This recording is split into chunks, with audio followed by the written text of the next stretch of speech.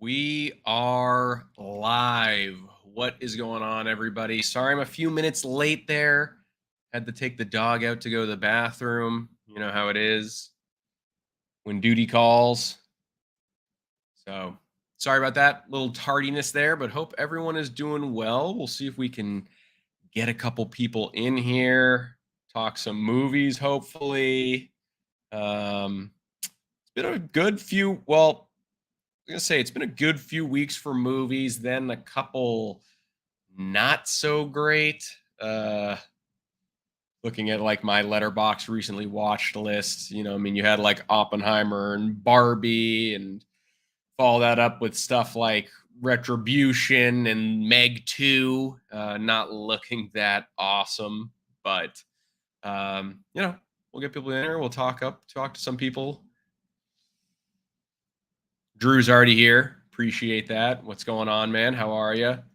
He says, good news. I got a Lego Marvel set recently, and I saw Blue Beetle today. Dude, I still have not gotten a chance to see Blue Beetle. I was away. It's opening week. So I didn't get a chance to see that one yet, and I didn't get a chance to go to National Cinema Day. But I definitely want to see it. I've heard from people that have seen it and who I've talked to, it seems like it's a pretty decent little start to the DCU. That family aspect seems like what's kind of pushes it above some of the other entries, and it's kind of what makes it more memorable rather than the actual superhero stuff. But definitely want to check it out at some point. Let me know what Lego Marvel set you got. I don't have any Lego Marvel sets. Growing up, I was much more of a Lego Star Wars guy. I have the Slave One set, the old Boba Fett ship over there. It's still not done. I got to finish that, but Luke Ponto, big friend of the channel's in the house. Luke says, Sully, what's going on, man? Hope you're well. I'm well, man. I'm feeling good. I'm good to go. Hope you're doing well too. I've been seeing a few of your live shows and your reviews recently. Keep killing it, man. Oh, hey, you know what? If you're still here, I saw that you saw Gran Turismo tonight. I want to hear what you think about that one because I saw that a few weeks ago. I'm a guy that really digs racing movies. It's guilty pleasure for me. I mean, you look at movies like Rush, you look at movies like Ford versus Ferrari, now Gran Turismo. I just like those racing movies, and I thought, that was an easy win for me, but it actually is a pretty solid movie, especially when I was going in thinking it was going to be crap. So let me know what you thought about that one. What's up, Sully? What's up, chat? What's going on, dude? How are you? Thanks for popping in. Appreciate you being here. I wanted to watch Mission Impossible Dead Reckoning Part 1 today, but the only screening sold out, so I stayed home. Oh, well, I'm glad I watched it twice already. Hey, there you go. I mean, it's cool that you wanted to see it a third time. You liked it that much. I think, for me, Mission Impossible Dead Reckoning Part 1 is very solid. It's a really good entry in the franchise. I do think it was the tiniest step down for me personally, but that's not really saying much because, I mean, they just couldn't keep up the trajectory that they were on, right? I mean, like for so many years as time went on, those entries just kept getting better and better somehow. I don't even know how Cruise was able to pull that off. Fallout or Rogue Nation will always be my favorite Mission Impossible films as of right now. We'll see if that changes with the culmination of this whole thing. If that hopefully comes out, I think it's next year, if that's coming out next year. But still a very solid entry in the franchise. Good stunts. I will say, though, I wish that they left the motorcycle stunt out of the promotional material. Like, I mean, just think about if you were in the theater and how nasty that scene would have been if you didn't even know it was coming and you just kind of like started to naturally figure out that's where it was going as the scene unfolded. Obviously, that was heavily shown in the marketing material just because of how batshit insane that stunt was. But it's just kind of stuff like that. I mean, like that gets me thinking, like, okay, how crazy would it have been watching No Way Home if the leaks were kept under control and we had no idea that Andrew and Toby were also in that movie? But still, not Rogue Nation. Dead Reckoning, still a very solid entry in the franchise. Looking forward to seeing what they do next, obviously. And good to see you agree. I mean, I don't know what your favorite entry in the franchise is. Like I said, mine's definitely Fallout. Um, but even if I'm saying like it's not even really an insult in the slightest if I say that Dead Reckoning Part One was a little bit of a step down for me, just because I mean this franchise has been running at an all-time high when you look at action movies in general. So can't really complain there. But yeah, we'll see what happens. Let some more people kind of get in the chat here, see what's going on. I understand too. I mean, who knows? Since it is National Cinema Day, there might be some people kind of going to late movies. So who knows if anyone's even going to show up to this, but appreciate everyone that's hanging out so far. A lot of movie news this week. Unfortunately, a lot of movie news that was not that awesome. You think about like Dune Part 2 getting delayed till next year, all because the studios don't want to properly pay the actors and the writers and so on. And I mean, for me, that was probably my most anticipated movie for the rest of 2023. Um, so it's just one of those things, right? Where it's a huge bummer. I understand why it's getting pushed, obviously, but now looking forward at the rest of the year, I think my most anticipated upcoming movies are probably Killers of the Flower Moon, probably Napoleon. I think if there's any other, The Killer from David Fincher. I love Fincher so much, so I can't wait to see kind of what he kind of want to see what he's going to do next there. Happy Cinema Day to you too, dude. Thanks for being here. Really appreciate that. Yeah, unfortunately, didn't get to celebrate this year. Other stuff came up, got in the way. I honestly think there might even be an argument to be made that this might be the one day a year you don't want to go to the movies because it's going to be absolutely swarmed. It's going to be a total madhouse. And I actually think people in the theaters have been getting more and more brutal a little bit with like using their phones and talking and what have you. But happy Cinema Day. Hope you got to see a couple movies, or at least one. Like I said, based on the final battle from Spider-Man No Way Home. That's a cool one, dude. I don't know too many of them outside of like some of the Captain America ones because he's my guy in the MCU. Especially because Winter Soldier is my favorite MCU movie by far. But no, the final showdown for No Way Home, that's probably a pretty cool one. I'm assuming was that take place like on the underneath the big shield that the statue drops between Willem Dafoe's Green Goblin and Tom Holland. So I bet that's a pretty cool one. I'm jealous. I might need to pick one up now. Like you're kind of giving me the itch. I haven't had a Lego set or a new one in a long time. Got busy, but I did get my tickets for Jurassic Park later this week. All right, dude. I went to a Jurassic Park screening Friday afternoon. One of my favorite movies ever. I mean, like everybody else, right? Never seen it on the big screen before. I missed it 10 years ago when it came back and they did like the 20-year thing too. It still is just so incredible. I'm not a 3D guy.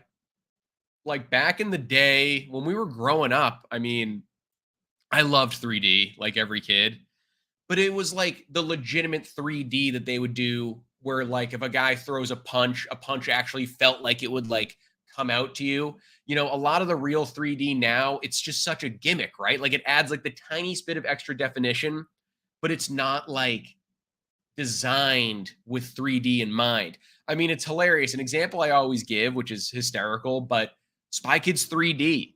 Like that was one of the last movies in the cinema, I feel like, where it was built with 3D in mind. And I remember having an absolute blast with that. It was like a theme park ride when I was seeing it in the theater.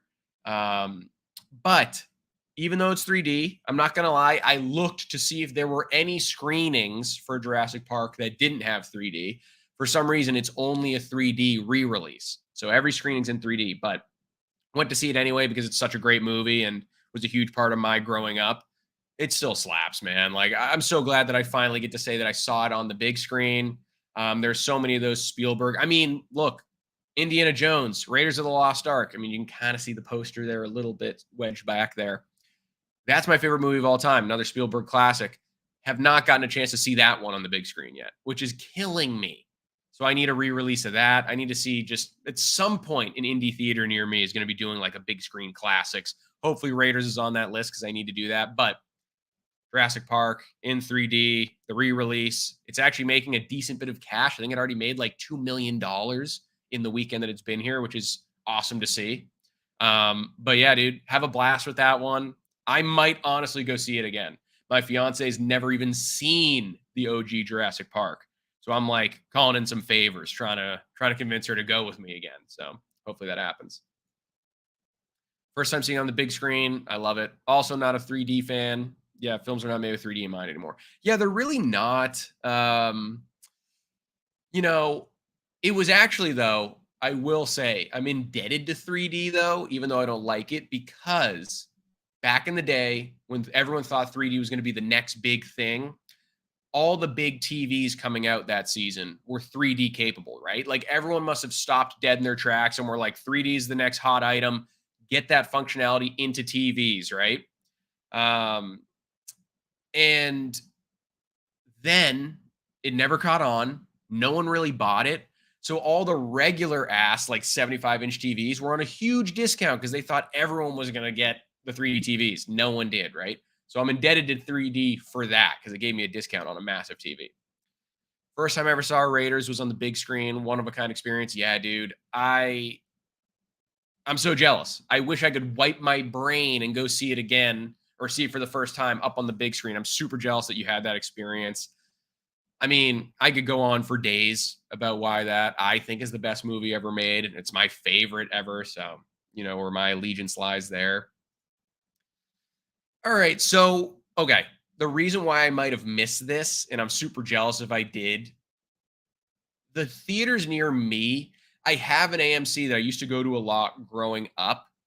Um, and I'm only like 20, 30 minutes from my childhood home now. But I have like 3 or 4 theaters right around me now. I have an awesome indie community theater. I have like 2 or 3 Showcase Cinema Deluxes, right? So I'm just not really looking towards AMC. So if they were showing at the one near me, that's my fault. I might have to look that up, see if I can find out if they were showing that, because that's gonna piss me off. I wish you didn't even say anything, but um saw it through a Fathom event. Yeah, I know that they kind of bring back some old ones for that.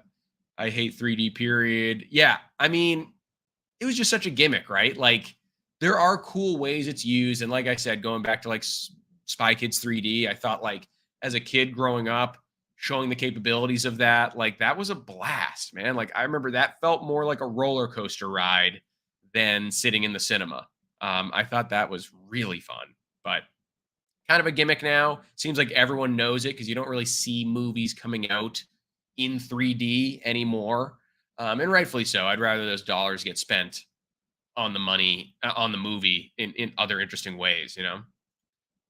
Thoughts on Old Boy? I freaking love it. So I have never seen Old Boy. And I know that was another one that got put back into theaters last week. I didn't get a chance to go because I was away the whole week.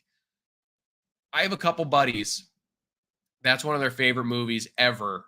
They've been bugging the shit out of me to go see this re-release. I didn't get a chance to go. Like, that's one so high up on my watch list. But then sometimes I like get into bed or something and I want to watch a movie, but I'm like kind of tired. So I want to make sure I give Old Boy the attention it deserves. Like, that's not the movie. I can just tell from everything I know about it. That is not the movie I'm going to throw on when I'm tired, like when I'm falling asleep. Um, so I want to give it the respect it deserves. I haven't seen it. I need to watch it. I really need to check it out, but haven't gotten a chance to yet. Definitely high up on my watch list, like imminent to the point that like this time next week, I might have checked it out. I hope. There's actually not a ton coming out in theaters the next couple weeks, actually. I mean, I think that last that last weekend in September is what I'm like really looking forward to when it comes to movies in the future. Like we've got like Saw 10. I won't lie, I was a massive Saw guy growing up. I couldn't help myself. I watched all of those movies a ton. You have The Creator, which I've heard from multiple people is like the sci-fi movie to watch this year. Um, so we'll see what happens. And I've got like a bunch of weddings I'm going to in September, so I don't get to spend as much time at the cinema as I want to. I'm gonna be going to a lot of Thursday night previews. I'll tell you that, just because I not gonna be able to go like Friday and Saturday, unfortunately. More my generation, I remember watching Spy Kids 4 and 4D, and they give a little scratch ticket to smell. It was a fun childhood memory. That's funny, dude. I don't have that experience. I saw one the other day. So I recently, after checking out Ninja Turtles Mutant Mayhem, I never grew up as a big Ninja Turtles guy. Um, I loved the video games growing up, like on the Super Nintendo and the actual arcade joystick game and everything. That was awesome. But I never really got into the TV shows or the movies or the comics. I watched the 90s or OG movie back in the day. And, or sorry, the ones that happened back in the day, I watched recently. I'd never seen the 1990 like live action one. And I really dug it. I thought it was entertaining as all hell. But I was looking it up on Blu-ray recently. They have like a smell-o-vision version of that, where they give you like a scratch and sniff thing to smell while you're watching the movie. I don't think I've ever seen that before in like a Blu-ray release. I might need to pick it up just because that's like so unique. Not that I even like love the movie to the point where I want to have it on Blu-ray, but like that just kind of cracked me up. Thought that was kind of funny. Have these conversations with myself. Oh, I shouldn't put on this classic because I'm kind of tired and it deserves a fair shake. Yeah, man. I mean, like, I the other week was watching 12 Angry Men and it was pretty late, but I persevered. What an awesome movie. I mean, like, I bought that on the Criterion collection like the second the credits rolled after I was watching it.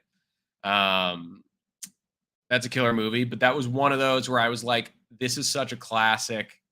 I might not be doing it justice by watching it this late. Like I'm worried. I almost had to like go downstairs and brew myself a I don't even drink coffee, but like go downstairs and brew myself a pot of coffee or something just to like guarantee I wasn't going to be doing such a classic injustice, you know. I had to make sure that I was giving it the time that it needed. Same story with 12 Angry Men, but I knocked out. I need to go back. Dude, no. Yeah, no, you gotta make sure you give that one a proper watch. Yeah, that's a killer movie. I mean, like though that's the perfect type of movie, right? Where it's gonna stand the test of time because it's like from like 57 or something. And so you know that like since it's such a dialogue heavy film, it takes place in one room, like there's nothing really in it for it to look dated. Like it's just guys talking in a room. So you know that it's you know, there's not much to get ruined. So it still holds up really well. Highly suggest you give that one another watch. I mean, I know obviously film buffs and film geeks everywhere are going to say that everyone needs to watch that. I agree. I think that's a really good one. So when you get around to it, you should give that one another fair shake because killer movie. The acting in that is top notch. So highly suggest you check that one out again. Lego Marvel short film with the Spider-Man No Way Home. Dude, is it on YouTube? I mean, like, drop me a link or something. I'll check it out. That's really cool. You do like a little like stop motion thing. I think that's awesome. Thoughts on Singing in the Rain? So Singing in the Rain's another one of those where like I know it's an insane classic. Everybody loves it. I saw it so long ago that I don't even think I have it logged in Letterboxd. Like, there's some movies that I've seen so long ago and I know are such a classic and are so unreal that I didn't log just because I don't remember a ton of them. So, like, I have like a list where I'm like, I need to go back and do these justice. Singing in the Rain definitely fits into that category. So I'll be going back to that one, watching it again, just because I really need to give that one another fair shake, or just watch it with fresh eyes. Like I said, I watched it so long ago. Aaron Austin's in the house. What is going on, man? How are you? Thanks for stopping by. Hope you're doing well and maybe saw, a movie or two on National Cinema Day. I unfortunately didn't get to celebrate, but you know, next year. Zach Milne is in the house. What is going on, dude? Big friend of the channel. I love Zach's live streams. If you haven't checked those out, make sure to check that guy out. I think it's like every Wednesday night. Give him a watch. I think his viewership's been blowing up too. People are noticing. People are realizing and sticking around. So keep killing it, Zach. I'm glad you're in here. Reason I started my channel, I absolutely love it. Singing in the Rain. I mean, if Singing in the Rain is why you started your channel, then I mean, like, what an endorsement.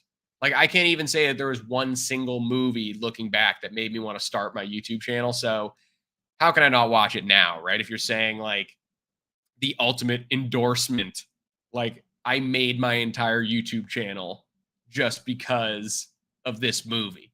I mean, I have to watch it now. Watched Kill Bill Volume 1 for the first time today. Celebrate at home. Dude, that's an awesome movie. Hope you dug it. One of Tarantino's best. It's like one of those ones where I think on a technical level, it's one of his best. It's not one of my favorites. I'm just such like a Reservoir Dogs, Inglorious Bastards, Django Unchained. If you know me really well, even though he didn't direct it, True Romance, I think, is my favorite thing that he's ever done. He wrote that one. That script has his trademarks written all over it. Incredible movie if you haven't watched that. But happy to hear you celebrate at home, man. I'm definitely going to be watching something after I get off the stream. Not sure what it is. If anyone has any picks, like deep picks you think that I haven't watched, throw them in the chat. At least they will get added to the watch list, but maybe I pick one to watch it tonight. What are your thoughts on Dumb and Dumber 3 and Grinch 2? Saw rumors for both today. I don't believe they're true, but interesting to think about, both with Jim Carrey returning allegedly. All right, Zach, great question because I'm a big Jim Carrey guy. I'm going to say this before I answer this question because we know that Jim Carrey has talked about, is he retired? Is he not retired? Is he kind of just waiting for the right projects again? Is he just kind of full of crap and, you know, not actually going away? I'll say this. I'm a big Sonic the Hedgehog guy. Obviously, him as Eggman really adds a lot to those movies. The first Sonic was pretty good. I thought the second one was really good, right? The third one's coming around. They're introducing Shadow the Hedgehog. Like, I need Jim Carrey in that third one, and I need him as the classic super fat Eggman. Like, if he comes back, gives me one more Sonic the Hedgehog film, I know that's not a lot. Like, I know a lot of people aren't like, if they want Jim Carrey to come back and return for any role, they're probably not dying for Sonic the Hedgehog. Get in there, complete the trilogy. I'll be a happy man. He's already given us so many awesome roles. But getting to your actual question, Dumb and Dumber 3 and Grinch 2. So what would I like to see more? I'll say in a perfect world, if they could nail another Dumb and Dumber, obviously that would be at the top of my list. Like the original Dumb and Dumber, him and Jeff Daniels. I mean, I grew up with that one. That was like, it might be my dad's favorite comedy movie ever. He threw that on more times than I could count. We always quote the shit out of that. Still to this day, we throw that on. We're watching it together. We're howling like a pack of hyenas. Like that movie is so good. The jokes in there are timeless, insanely quotable. The one after that, we're not even going to talk about the one that didn't star either of them. That prequel, holy hell, that was like one of the worst things ever put to film. But the actual sequel, what was it, like was it Dumb and Dumber 2 or was it like Dumb and Dumber? But regardless, it was fine. Had a couple laugh out loud gags and a couple good jokes and scenes in there. More so, I think, just because I'm someone that loves that first movie. I don't know if it's like you could put that on for someone that doesn't have the same love for the 90s original from the Farrelly brothers, and they'd be like, this kind of sucks. I enjoyed it just because, like, love those characters, but I don't know. Grinch 2, I was never a massive Jim Carrey Grinch guy growing up. I mean, like, I liked it, and it's been memed to all oblivion now that, like, meme culture started. I'm down for both. I'm not like actively campaigning for both, if that makes sense. You know, if they happen, I'll definitely be seated, but I don't know. Like I said, give me Sonic the Hedgehog 3. I need him as Fat Eggman. Just had to talk about it. Couldn't help myself, so I made my first video reviewing it. That's awesome, dude. You know, I've seen a lot of the videos on your channel. I don't think I've seen that one. I'm going to go back and check that one out. Haven't seen that one, but I definitely will. Love Kill Bill 1 and 2, but I will say it still pisses me off that Quentin wants us to count it as one movie. So I go back and forth though, right? Because Tarantino from the start always said he only wanted to make 10 movies. And he's obviously one of my favorite directors working today. So if he counts it as one movie, we get an additional extra movie in his filmography. So I'll deal with that. I'll take that as one movie. Do stop motion Lego short films on my channel? It's on my channel now. We're going to put a link to comments on one of your community posts. Yeah, dude, if you want to link one, do it. Or if you want to hit me up on Instagram too, you can always DM me. It's at Sully Streams over there too, and I'll happily take a look.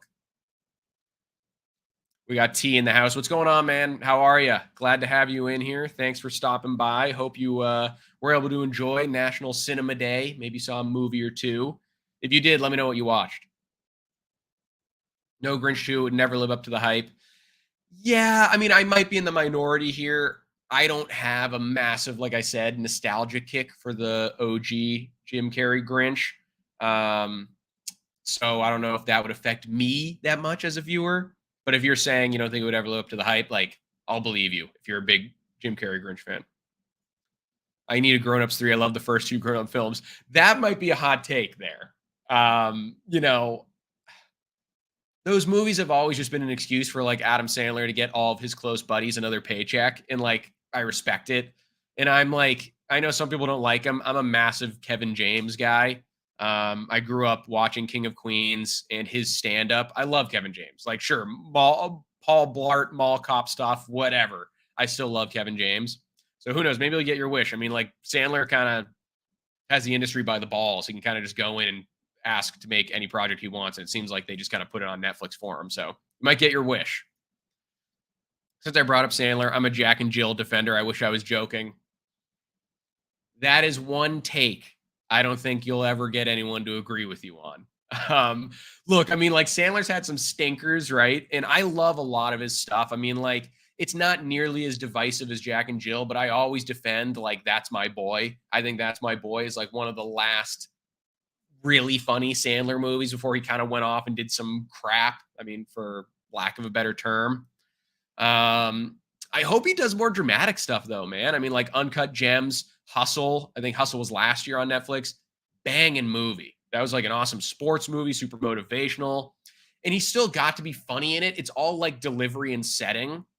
Like, it was just less zany and kooky than some of his other movies. So he didn't even give that different of a performance. Like, it was different if you look at like Billy Madison or like Happy Gilmore, but like, it just worked really well. Highly suggest Hustle if you haven't seen that on Netflix. The prequel had one of the funniest Bob Saget moments in cinematic history. Yeah, dude. I mean, RIP to Bob Saget. I grew up as one of those kids knowing him just from Full House, right? Like, I always thought he was just like some squeaky clean sitcom dad. Then you watch like his stand-up. He is raunchy as shit. I mean, you even watch, they would always talk about behind the scenes. Like, they always had to usher the Olsen twins off set during Full House because he'd be just like ranting and raving, telling the most like R-rated jokes ever. Didn't really know that side of him, but hilarious one way or the other. But yeah, I mean, that movie did have its moments. It always cracked me up. There's a gag in there too. If you haven't seen it, I won't spoil it because it's pretty creative and it's hilarious. There's a gag in there too about what they do at a bar when they don't have any money, but they want to get free beer. That part always cracked me up. It's gross, but that part always cracked me up. Movie Dean, what is going on, man? How are you? Great channel over there too, if you haven't checked that guy out. Can't stay, but wanted to say hi and ask what you think of Dark Knight Rises. Currently watching it as I've been showing my oldest the Dark Knight trilogy. Cheers. First off, just want to say that's awesome that you're showing your oldest kid the Dark Knight trilogy. Like, if you're not able to experience it for the first time all over again, that's like the next best thing, right? Just like passing it on to the kids, watching it through their eyes, seeing them kind of figure out like how awesome Nolan is of a director, and B, just like how awesome Batman is, if they didn't know already. Like, those stories rock. Christian Bale's a great Batman. I've been seeing, like, ever since the Batman with Pattinson came out, kind of been seeing some flack about his performance. And I don't think he's the best Batman, but I think he's definitely like middle top for me. So I won't be taking any Christian Bale slander. in this live chat right now. But I think Dark Knight Rises. I mean, look, I'll bring up my. I was working on it the other day after Oppenheimer came out, so like a couple weeks ago, looking at my Christopher Nolan rankings. I have it towards the bottom. I have it down towards. It's below Batman Begins. I mean, it's above Dunkirk and it's above Tenet for me.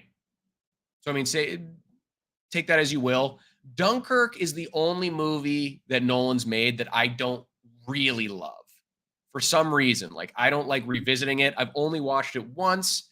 It's a good movie, but for some reason, that's the one just resonates with me the least. I'm just not a Dunkirk guy. But Dark Knight Rises, I think, is solid. People give it crap. Tom Hardy, cool villain as Bane, you know. I actually heard something that there's some conspiracy theories out there. I'll let you decide this or not. I've heard some stuff that's not actually even his voice. Like, I think during the Oppenheimer interviews, Nolan revealed he doesn't like doing ADR. Like, he likes recording all the voices from the actors right there on set, like during scenes. So that's probably why we've seen audio and dialogue problems from Nolan in the past. But so I heard the dialogue was so muffled with Hardy's Bane, and then he was already doing another project after that, so he couldn't like redo any of it. I think it might be someone entirely not him doing the Bane voices. If someone knows that I'm wrong, please call me out in the comments, but I'm just saying what I heard might not be his voice. But I think Dark Knight Rises is solid end of the trilogy. That doesn't bother me. Like, I think some people complain about it. I don't really know why. I dig it. T says, I worked today and I'm watching All In at home. Didn't get to watch any movies today. Yeah, man, you know, I didn't get to either. I'm still thinking about what I should watch tonight. If you have any recommendations, lesser known hidden gems, let me know in the comments. Maybe I'll pick one of those. But hopefully you get to watch something later on. Have you seen Orca? A revenge tale of an orca whale that goes after the fisherman that killed his wife and unborn fetus. It's ridiculous, but kind of fun. What are your favorite revenge flicks? I have not seen Orca. I don't even know if that's surprising or not, but it does sound kind of up my alley, just like a fun one-time creature feature watch. I think I've heard of it before, but I haven't seen it myself. What I will say, well, I'm thinking of revenge films. I'll answer this two ways, because I think I don't know too many like creature feature revenge films that kind of fit into this. One of my favorite creature features, I mean, like, you look at like Jaws, I unironically get a ton of entertainment out of the first Meg movie. I don't care. The second one is an abomination to the human race, but that first one I unironically enjoy the hell out of. But when I'm looking at creature features, Crawl, that 2018 movie Crawl, where that woman that professional swimmer gets stuck in Florida during a hurricane and a bunch of crocodiles enter the house while the water's rising and about to take them out. Adrenaline-filled, pulse-pounding creature feature. Like, cannot recommend that one enough. I think Tarantino actually said that was his favorite movie of that year. That's a killer flick. I won't go as far as Tarantino. That's a killer flick. If you haven't seen Crawl, add that one to the watch list. Check that out. Hi there. I'm even more in the minority as someone who didn't grow up with Star Wars or Star Trek. Peter, dude, how old are you, man? I'm sure you've checked them out by now. I mean, look, I'm not much of a Trekkie. Like, I didn't grow up with it.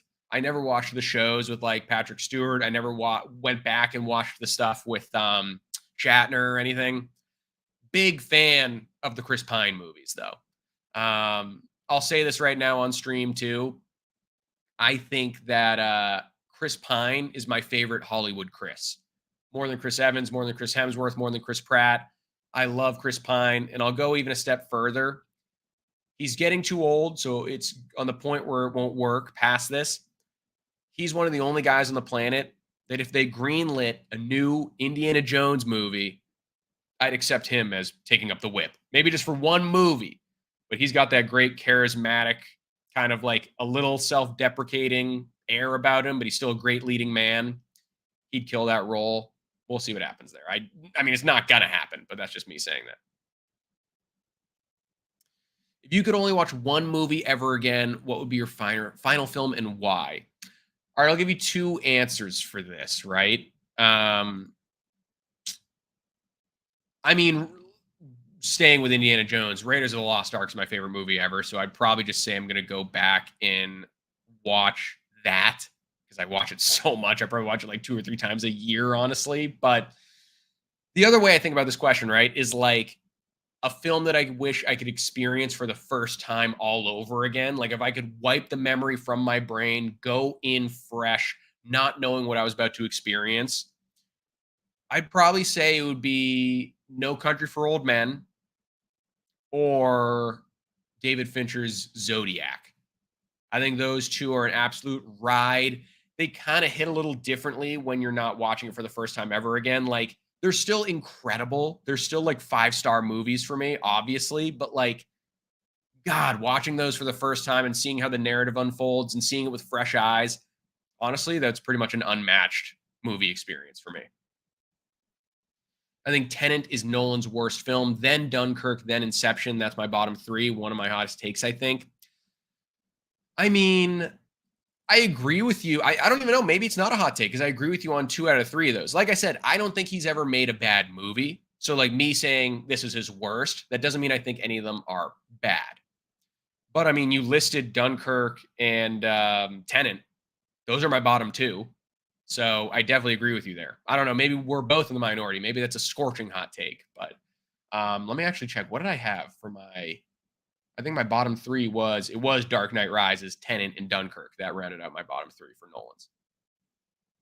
Have you seen You Hurt My Feelings with Julia Louis Dreyfus? I've not seen that. T. My mother saw it. She said she really dug it. I haven't checked it out yet. I see what you're saying. That's kind of a good movie that flew under the radar. That's obviously the stuff that I'm looking for, right? But I haven't checked it out myself. It's on the watch list. I'm pretty sure. I can't. I think it's on digital, right? Like I think it's one. It had like a pretty small theater release, so I think I could watch it tonight if I wanted to.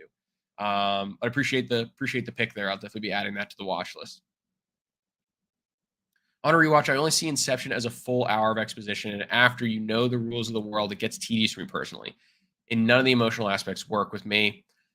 Yeah, I mean, look, that's kind of a circumstance of Nolan as a director, right? Like, I really think, other than stuff that's a little bit more nuanced, like Oppenheimer, like I enjoyed Oppenheimer a decent chunk more on rewatch.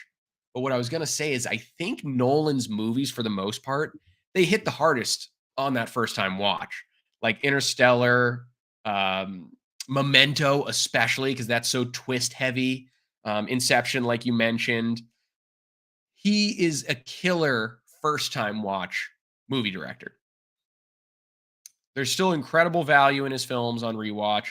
I mean, for me, number one, this might be my hot take. My favorite Nolan movie is Prestige. That's my number one. And that's very twist heavy. And you could say that I can't go back and rewatch that one with the same fresh eyes. And that's definitely true, but love everything about that movie. It's so good. Sharknado is a classic. So bad it's good in my opinion. I've never watched Sharknado, which is crazy. I mean, like there are other more well-known movies like Best Picture 30 years ago, won everything, swept award seasons, movies that everyone on the planet has seen that I haven't seen somehow. And for some reason, I have buddies that give me more crap about Sharknado being on my watch list than anything. Like I haven't seen it. And I'm a big shark movie fan, so it's kind of crazy I haven't seen it, but I might have to watch that. I mean, at some point, I'm sure they're going to make another one, right? Um, I'll have to watch that. Charlie says, how am I? I am good. I can't complain. I'm happy to be here on the stream, and I appreciate you hopping in and talking with me. Hope you've seen a movie or two since it is National Cinema Day. Tenet is so polarizing because I love that movie. Yeah, I mean, I think it's a lot of fun. It's super entertaining. Um, I mean, Pattinson, man, I love Pattinson in everything. I really think, for me, his best film is Good Time. I think Good Time is a movie that everyone needs to see. Um, but yeah, Tenet rocks. Is the narrative kind of hard to follow? For sure. Do I need to sit there and like go through a college course is worth of videos to try and figure out what it means. Kind of, but I mean, piecing that together is kind of the fun with some of those Nolan films. What's your dream Ari Aster cast? Here's mine: Jennifer Tilly, Jennifer Coolidge, Christopher Walken, Sarah Paulson, Kiki Palmer, Emma Roberts, and Andrew Garfield. Okay. Um, I'll say this. I don't know about a dream cast. The thing about guys, like certain people I'd want to see in an Ari Aster movie, I wouldn't mind if one was fronted with Michael Shannon as the lead. I think that would be a pretty interesting choice. I think that'd be pretty cool. Thinking of other horror people. Um, Obviously, I mean, like this is an easy choice. It's almost unfair. I wouldn't mind if he teamed up again with Florence Pugh after Midsummer. I think that'd be pretty cool to see kind of her being another horror movie. I think I love when she's in horror movies. So, um, I enjoyed, even though it's kind of like a psychological thriller and people shat on it a lot last year. I didn't mind Don't Worry, Darling. So I'd love to kind of see her get back into that space. Um, you know what? I'll say this because he doesn't shy away from doing weird stuff too, even though he's a big mainstream guy. One of my favorite actors working today, Adam Driver. I would love to see him kind of in some weird psychological thing. Like we saw him get weird in White Noise last year for Netflix. That was definitely a weird, polarizing movie, but we've seen that he doesn't mind kind of these genre bending, wonky films. So that's what I'll say right now. All right. That's my pitch for Ari Aster. Ari Aster's next movie, helmed by Michael Shannon and Adam Driver, that play like two estranged brothers or something. I don't know what the hell that's going to be. But you ever seen the sitcom Spin City with Michael J. Fox? Saw it was put on Paramount Plus and think it's very underrated. Who's your favorite sitcom turned big screen actor? I have not seen Spin City. I'm gonna have to look up right now the most famous sitcom actors and like kind of like pick one. 20 famous actors who got their starts in sitcoms. That should probably get us to where we need to go. Hmm.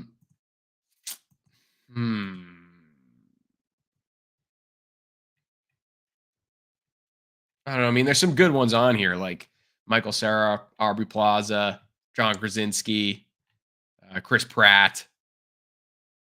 I'm seeing T said Woody Harrelson. That's a really good pick too. Mila Kunis, Bryan Cranston. I mean, I know I listed just like everyone under the sun. I don't know if I can pick one. I'll say Cranston, just because I mean, his work on Breaking Bad and his work on some other films after that has been absolutely killer. I'll say Cranston. Still haven't had an Interstellar rewatch, dude. I'd rewatch that. Prestige is my number three. So underrated. That twist is beautiful. Completely agree, man. That is a killer movie. Like, no, I've made so many people watch that movie, and every time the end reaction is just like jaw on the floor. Killer movie. I also think, other than Prisoners, which is an all-time favorite for me, I think it's in like my top 10 of all time. But other than Prisoners, I think Hugh Jackman does his best work in The Prestige. I do enjoy the Saw films for what they are, even with all their inconsistencies and retcons. Having no personal attachment helps out a lot, I guess. Yeah, man. I mean, I think nothing will ever beat like the first two. I think you could even argue that, like, twist aside, once you know the setup, like based on the information from the first film we get, you might even be able to say that like second might even be better than the first, which might be a hot take. But I love that one. I love the way it ended, and I actually think Donnie Wahlberg, I think, acts the shit out of that one. Prestige is so damn great. Couldn't agree more. Do a Sharknado-thon, watch all 6 films back to back and stream it. I'll join you. I might have to, dude. Honestly, I might be daunted now that there's 6. I did not know that there were 6. Like, I thought that there were like 3 or 4 max. And I already need to do, like we were just talking about, I need to do a Saw marathon because I'm gonna have to do probably a big ranking video since Saw 10 comes out in a month, literally like a month from today. Would you rather deal with a midsummer situation or a funny games situation, and why? I don't know, man. I think I'd probably deal with a midsummer situation over a funny game situation. I think there'd be more ways to escape with a midsummer situation.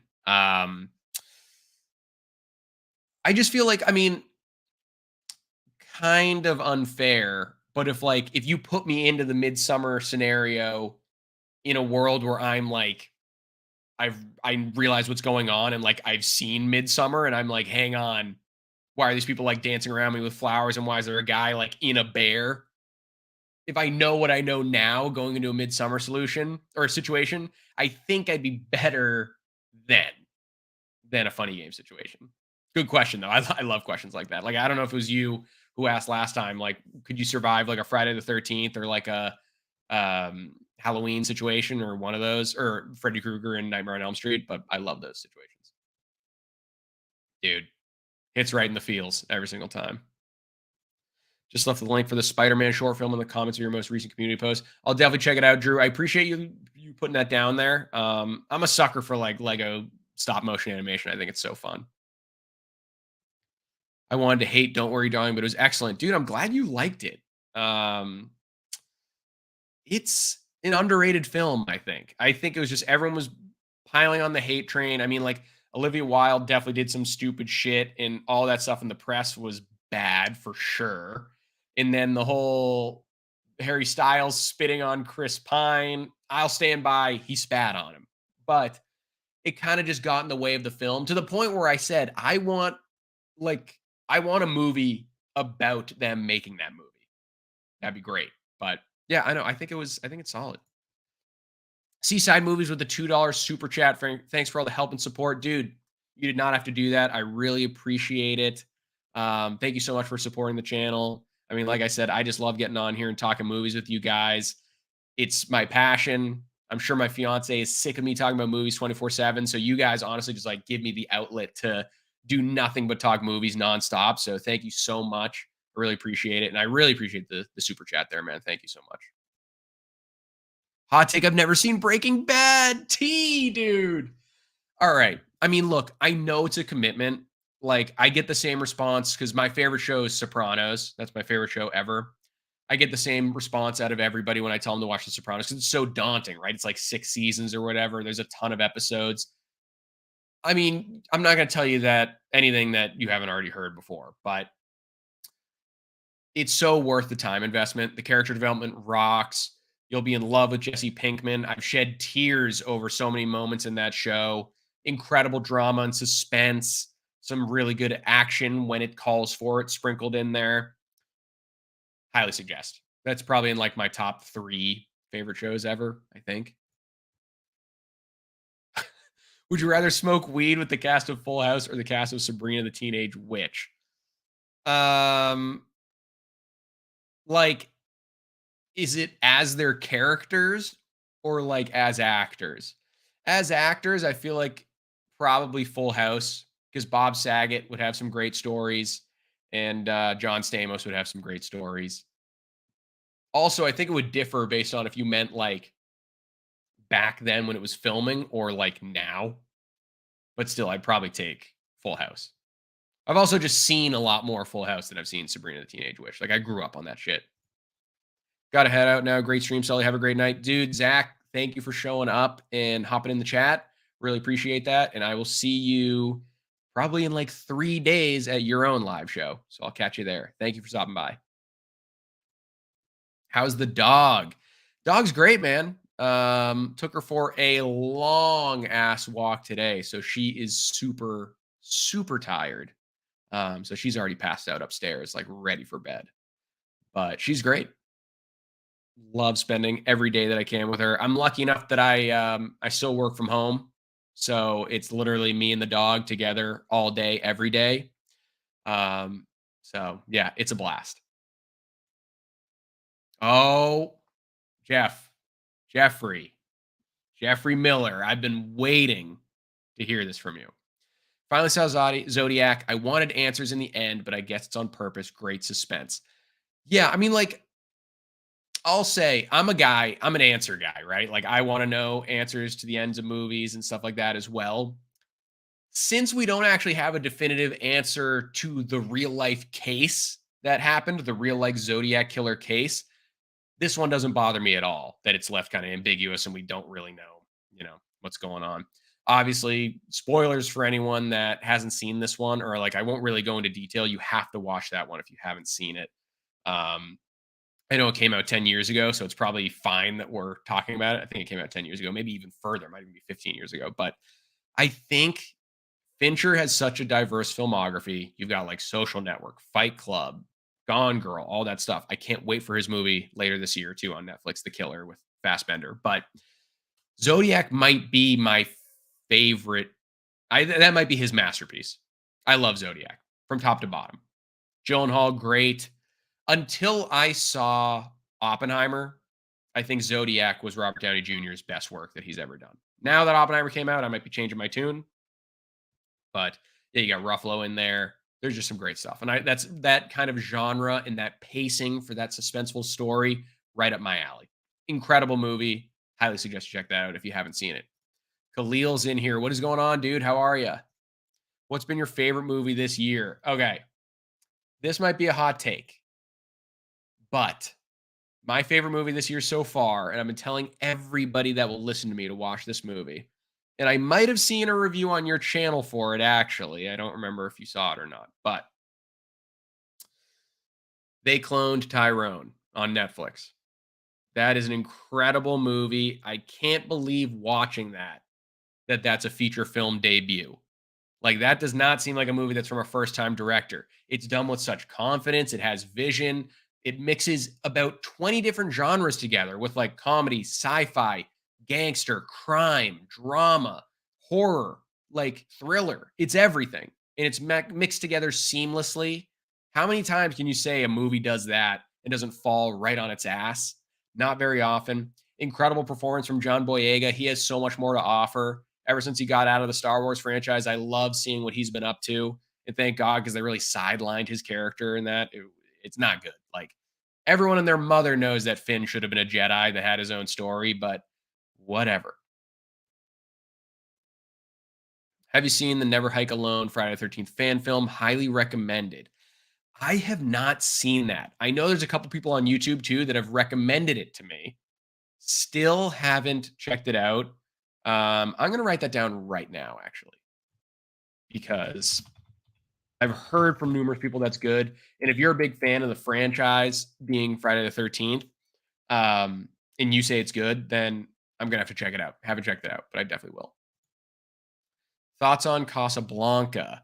Yeah, I mean, it's a classic for a reason. Really enjoyable. That's another one where, like, I haven't seen that since I was doing, film classes in college, doing like a classic black and white cinema kind of class. It was like after the sound period, but before the color period that we were exploring in that one. Yeah, it's a great movie. I mean, like, it's one of those ones where I recognize it as a classic. It's really enjoyable. I don't really revisit it, but I mean, definitely a lot of respect for it and the cast and the director there. So yeah, I dig that one for sure. Any other recommendations?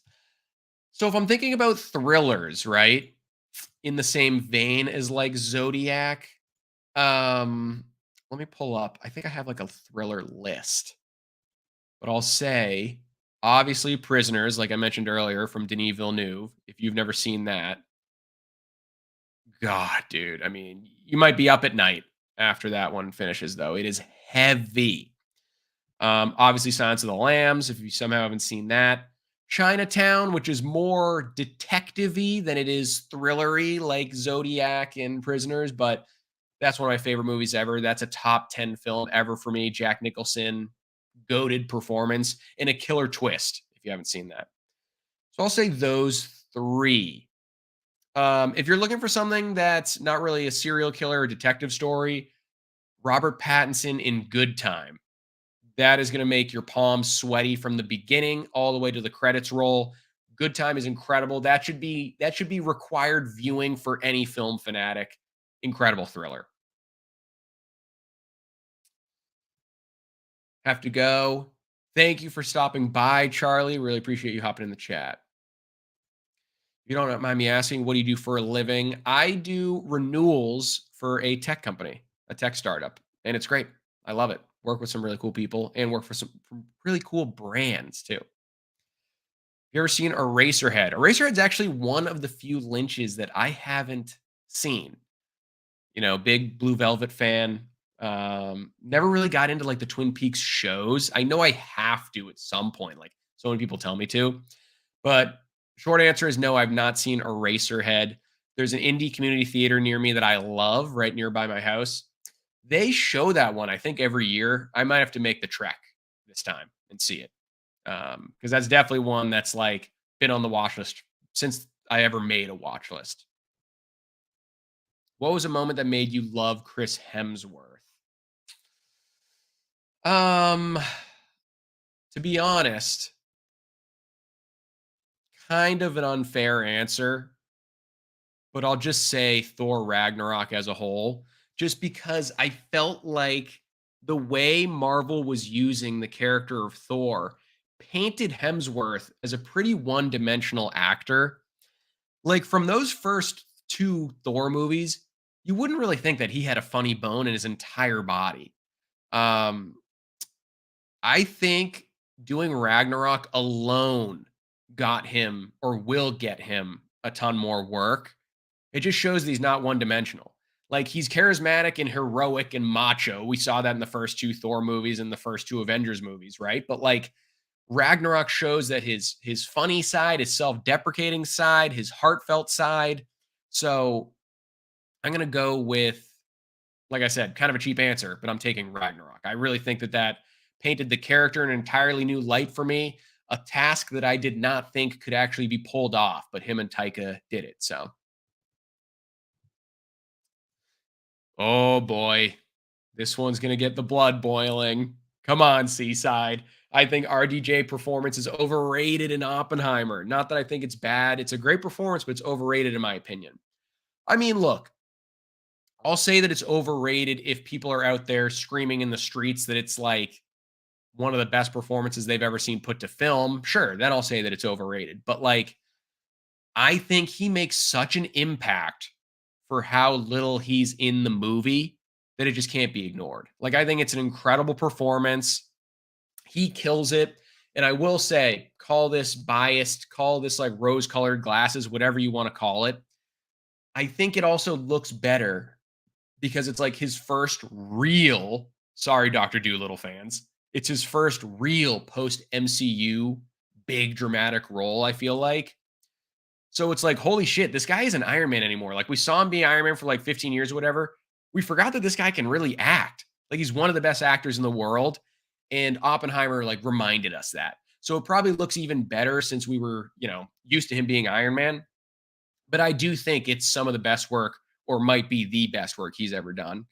And I want him getting an Oscar for it. So take that as you will, if you still think that means that it's overrated or not. But yeah, it's good shit in that role, man. He kills it. He's sinister. You don't really know what his next move is. He's cunning. Like that uses his skills so well in that movie. Thanking Nolan forever for that performance because that killed it. And you have what's his name? Alden Ehrenreich, the guy that played young Han Solo. I think he's a super underrated actor. Really happy that that kind of got him back into the limelight and like more people from the mainstream know who he is now because I thought he's a great actor and that was a great little role that he had in Oppenheimer too. I reviewed They Clone Tyrone in my new series, watching every movie ever. Jesus, dude, good luck. That's going to be like what, a bajillion videos. Good luck with that, man. But really good stuff. Yeah, man, I enjoy the hell out of it. And it's like this is such a dichotomy, right? Because here's you saying that, and then we have Khalil saying that he couldn't stand Tyrone. No, dude, Khalil, you got to tell me what you didn't like about it. I really thought it was refreshing. It was all my favorite genres mashed together. The dialogue rocked. The chemistry was incredible between the cast members. And like I said, incredible directorial debut. Like I think it's going to go down as one of the best we've seen since like Jordan Peele's Nope. I mean, not Nope. Since Jordan Peele's Get Out. Um, that kind of sticks out in my mind as like one of the best directorial debuts. I enjoyed it too. Thank you. Got my boys in here backing me up. Even though Khalil didn't enjoy it. But yeah, I think it's a cool movie. I know it's all subjective and it definitely isn't for everybody, but Jamie Foxx is hilarious and they clone Tyrone. Yeah, I mean, I'm not even the biggest Jamie Foxx guy, but he kills that role. What what is his name in that? Like fast talking Rick or something? Slick talking Rick. I don't know what it is, but he's no, it's like Slick Charles. That's what it is. Slick Charles. Yeah, no. In the outfits, I mean, that should get a nomination for costumes, honestly, because the outfits there were incredible. Oh God, where do you rank Seven?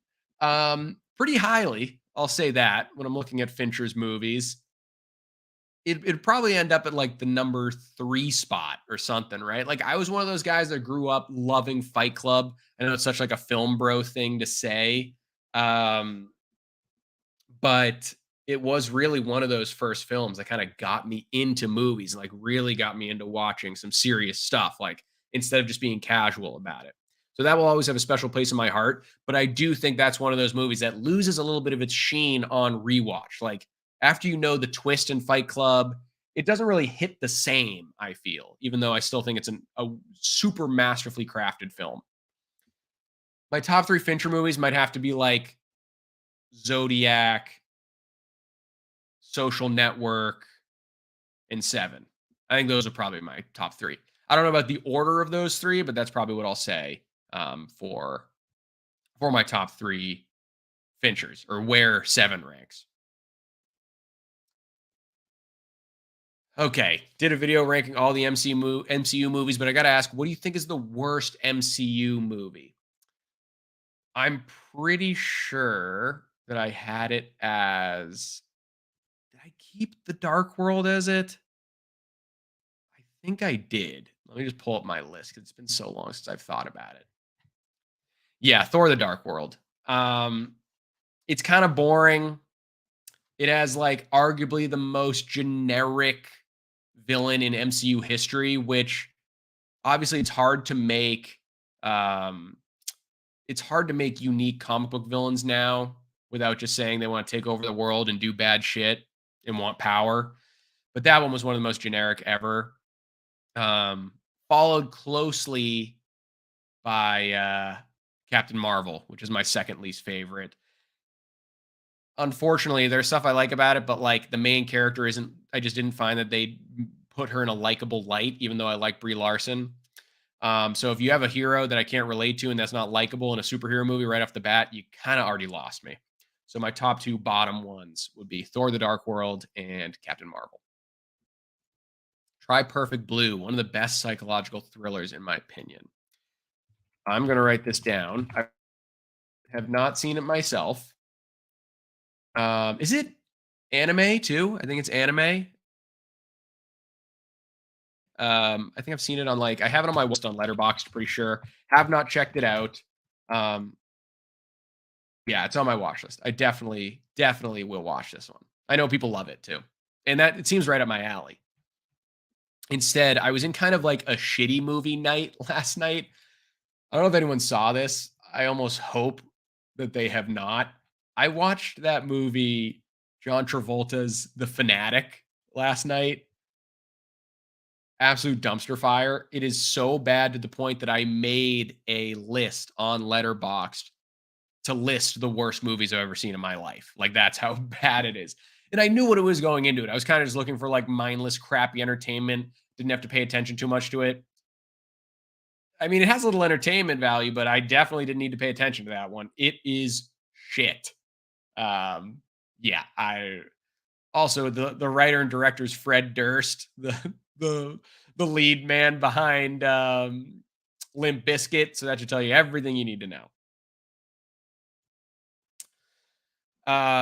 Infinity War was Thor's crowning moment to me. His arc in the Avengers movies was so amazing to me. I mean, yeah, Infinity War, he's awesome, for sure. I mean, who can top the moment of him showing up in Wakanda and absolutely throwing down the gauntlet? That's honestly one of the most badass character entrances in any movie ever. I feel like they just perfected that in that movie. Yeah, that's killer. I love like as a standalone Thor movie and like the humor. I love Ragnarok, like kind of his character more in that. But there's no question that he's at his most badass in Infinity War for sure. Mad Blood is in the house. What's going on, man? How are you? Appreciate you getting in here. Hope you were able to celebrate National Cinema Day today. $4 at the movies. Can't complain with prices like that. I didn't get to go myself. I will definitely be watching a movie later tonight, though. Not sure what yet. Slick Charles, one of the best movie character names of 2023. This is about they cloned Tyrone as well. Love their chemistry, but I feel like they didn't do anything once they found the lab. I don't know. I just disagree. And like I said, it's subjective, so I totally understand. It didn't do it for you.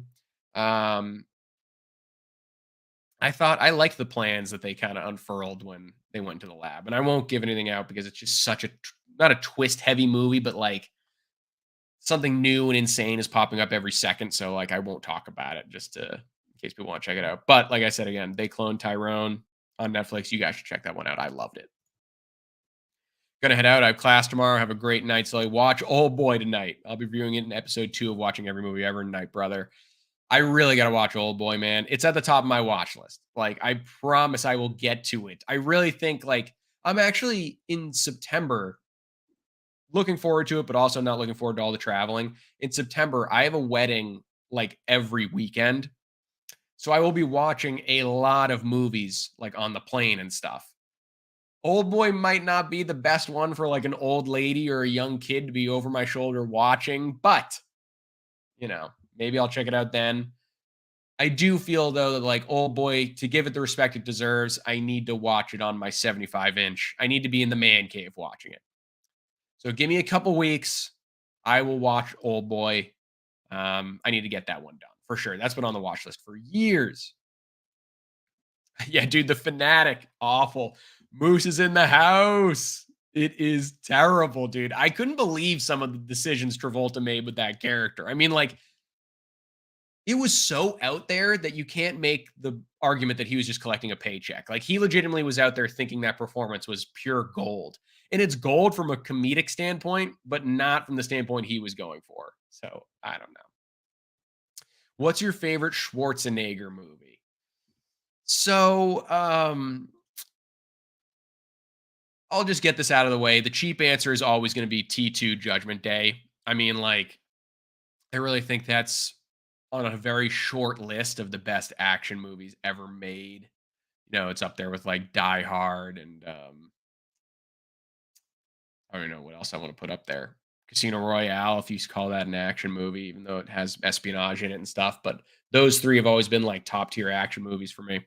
But so ignoring the obvious pick of like T2 Judgment Day, um, I have such a soft spot for The Last Action Hero.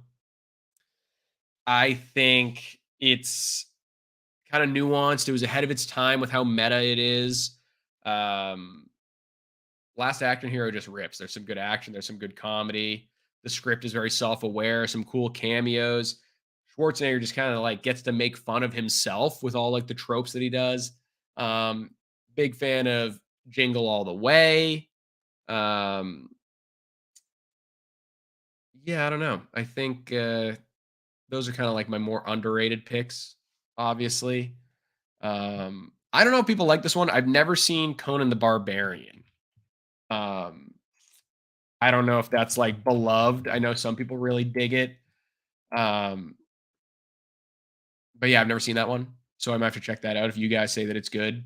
But I'll say obvious pick, T2, Judgment Day. I'll say underrated pick. I'm going with The Last Action Hero. Watched Vacation Friends 2 last night, and I really want to love it because I love John Cena and Lil Rel, but it is another movie that didn't need to be made. So I didn't get a chance to see this one. I reached out to get like an early screener. I think things just kind of got like lost in the shuffle, so I didn't end up getting one. I think the first Vacation Friends was actually pretty fun. I mean, like when you think about how over sanitized and safe comedies play it today, I thought that one kind of went out there and did some like crazy R-rated wonky stuff, and I dug it. I didn't get to see two though. Two kind of crept up on me. Like it was one of those movies where like I saw a trailer for it like less than a month before it was coming out. That's never a good sign. So yeah, I'm not going to disagree with you that it probably didn't need to be made. So I'll probably watch it, like I said, because I dug the first one. I'm a big John Cena truther. If anyone hasn't seen that first season of Peacemaker, even if you somehow didn't like James Gunn's Suicide Squad, that first season of Peacemaker on HBO, that thing slaps. Not only is it funny as hell, it has some serious like dark drama in it too. Watch that if you haven't. But yeah, I mean, Vacation Friends 2, I'm in no hustle to watch it. It's on the watch list just because I liked that first one. So like rainy day, nothing else to watch. That might be what I watch on the plane, honestly. Watched the Josh Brolin and Spike Lee Old Boy and I thought it was good. Yeah, I mean, obviously I haven't seen that one either. It's one of those things though where obviously I just need to watch the original first. Like I can't watch a remake just to make sure that I go in with the right perspective. I've heard, you know, differing opinions on the Spike Lee and Josh Brolin version of Old Boy. It's just hard. Like I just feel like a lot of times Americans remaking foreign films, a lot of times they just don't get it right for some reason. And one reason I've been thinking that's the truth is because they already kind of have like a blueprint for what to do. It's almost like they're just like copy and pasting. Like the passion isn't there. I don't want to say that's true for all projects, but like it just kind of made me think about that. Like Mads Mikkelsen in um what is it called? Another Round that came out in 2020. That was my favorite movie of that year. Incredible foreign film and just incredible film in general. I think DiCaprio bought the rights to that to kind of produce it an English version. Not looking forward to that at all. Like it's just one of those things. It's too soon. I just really think remaking foreign cinema. The only thing keeping people back is like a 2-inch bar of subtitles. I think that's so stupid. I think people really need to explore foreign cinema more. But I have not checked out. Got off on a tangent there. I have not checked out the remake of Old Boy. I'll watch the original first, and then I'll watch that one, but have not checked it out yet. I'm glad you dug it though. Favorite Arnold movies, Commando. Oh my god, how could I forget though? I mean, like obviously Predator's up there for me as well, but that's another obvious pick.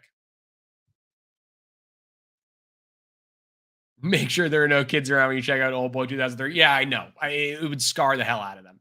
That can't be like an on the go watch. Like I said, have to be like firmly planted. Since I stupidly missed it coming back into theaters, like a total fool. It needs to be watching the man cave on the big screen TV with the big sound going, the whole nine. So I'll make sure to do that. I'm going to do that very soon. I listen to Cinephobe, and some of the Travolta movies they do are worse than The Fanatic. I'll have to check that out, man. I mean, I know he's got some stinkers, and it's crazy how many times his career has been like revitalized, right? Like you had him getting famous from like Grease and whatever, and then he was kind of irrelevant for a little. Then Tarantino pulled him out of the muck, put him in Pulp Fiction. He got famous again. Then he kind of went down a little bit. Then he got famous again doing something else. So I mean, you gotta respect him there. He's got the hustle. But yeah, The Fanatic, that was not it. Unless you're looking for like just a painless. Actually, I'm not even gonna say it's painless because there are scenes in that where I was like ready to rip my hair out. But if you just want to make fun of a movie, um, with your buddies, you could do worse than that. Under no other pretense should you watch The Fanatic. Do not watch that movie. Don't do what I did last night and make the same mistake. Gonna head out. Just want to stop in and show some love. Good night. Hey, Khalil, appreciate you popping by, man. Really appreciate you getting in the chat. And I will see you at the next one or your next review, whatever comes first. Movies and Train Studios is in the house. What's going on, man? How are you? Glad to see you in here. Hopefully, you were able to celebrate National Cinema Day with seeing a movie or two. And I hope that they were decent, whatever you watched. What do you think is a movie franchise that has slowly died? So I'll carefully answer this question kind of with that term slowly in mind. Because I mean, if you think of franchises that kind of died quickly, I would say like something like, like Fast and Furious kind of quickly went off the rails.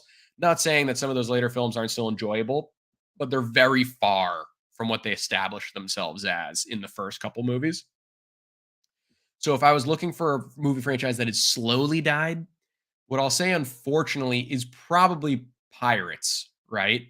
Um, Pirates for me, I mean, like the first two are awesome movies. Pirates of the Caribbean, Curse of the Black Pearl is in my 100 favorite movies of all time. Love that movie. In the second one with Davy Jones, the CGI had such care in that. Like, it looks way better than 90% of the movies that come out today, right? Still looks unbelievable. But I'd say Pirates, probably a good answer. Um, I think stuff like Fast and Furious and the Transformers franchise kind of went down more quickly than that. I know that they've talked for years about rebooting Pirates. Who knows what if they do that or not? Who knows if it's any good? I mean, I will watch it for sure, but you know, we'll see what happens there. But my answer would probably be Pirates, unfortunately. A few hours ago, I did triple feature with Conan, Princess Mononoke, and Ronan Kenshin, the beginning. I don't even know that last one, to be perfectly honest with you. And like I said, I haven't seen Conan. Princess Mononoke rocks. That's a great movie. I just rewatched that earlier this year.